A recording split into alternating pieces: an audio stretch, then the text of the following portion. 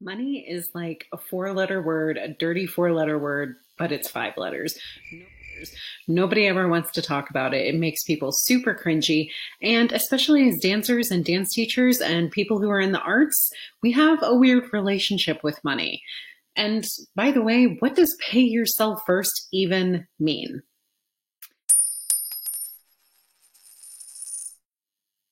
Hey pals, my name is Katrina Cohe. I'm the CEO of Different Drummer Dance, and today we are going to talk about the number one money habit dance teachers need in 2021. It's February, the new year is past and behind us, which usually begs the question, how are those New Year's goals and intentions going? And if you're anything like 95% of the population, you probably had some goals and some habits that you wanted to start kicking into gear for the new year that had to do with money. Now, I also wanted to jump on this topic and share some insights and suggestions and tips that I found really personally helpful because I was looking back through my old blogs and I found that one of my most saved, most pinned pins on Pinterest had to do with money. It was a blog post that I did a few years back called 4 Ways to Save Your Dance Studio Money. So I'm going to leave the link for that blog below as well as for this newer blog, which is kind of a follow-up, which is the number one money habit that dance teachers need for 2021. Are you ready? Let's dive in. Okay, so like I said earlier, money is a kind of sticky subject, especially in the dance world. We have so many like lack mindsets and starving artist mindsets, not to mention that nobody really ever gives us a manual as a dancer or a dance teacher, performer, studio owner that says, this is how you manage your finances. This is the smart thing to do. We all know that there are things that we should be doing, like saving and putting money away and having an emergency fund.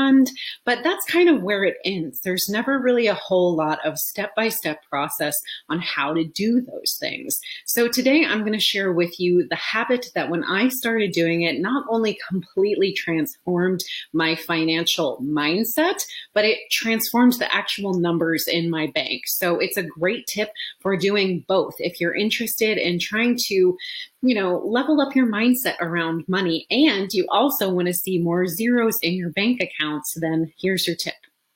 Okay, now this is going to sound really crazy, but stay with me. I'll explain it more. The tip is pay yourself first. Now, this concept is actually not new. It's from a really well-known book called The Richest Man in Babylon. If you're interested in it, I'll leave the link for it below so you can check it out and you can read it and order your copy. I highly recommend it. But here's what that means. So when you get a paycheck, whether it's the salary that you pay yourself or money from a side hustle or teaching gigs, a portion of that income, of that money, needs to go back to you. And you might be thinking, well, it's my money, it's my paycheck, it's mine already. But that's actually not true because think about it. When you get that check, a portion of it has to go to rent. A portion of it has to go to utilities, to gas, to groceries, all of those necessities that we need to live, right?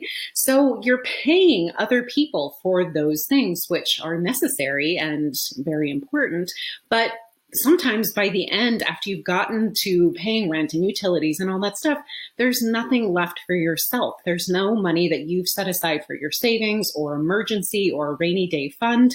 So the pay yourself first model kind of flips that mindset around and tells you that when you get any kind of paycheck, any kind of income, the first thing that you need to do is set aside money for yourself, whether it's for a rainy day fund, emergency fund, savings, you get to decide, but it's imperative that you put that money away for yourself first. So a rule of thumb with this tip is to do 10%, but don't let that stop you. If you can do 1% or 5%, do it. But the key is to start setting money aside for yourself, paying yourself first. And this is actually a wellness mindset that I talk a lot about as well. It has to do with filling your own cup right before you give to other people. If you can't fill from an empty cup.